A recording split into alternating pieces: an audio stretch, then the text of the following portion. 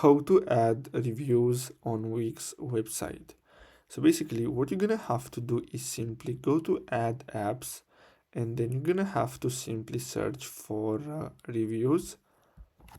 So simply search reviews, and then what you're gonna have to do next.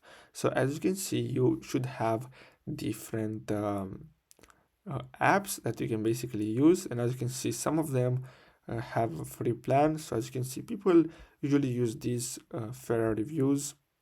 So you're gonna have to click on it, and then simply click on add to site. Then what you're gonna have to do next is simply click on agree and add, and then you should be good to go.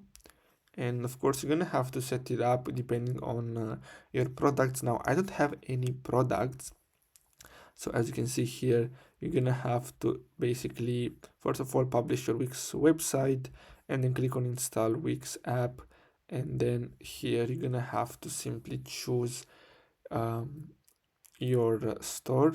But as you can see, mine it's not published, and then basically you're gonna be able to see reviews on your products. People can leave reviews on your products. So basically that's it.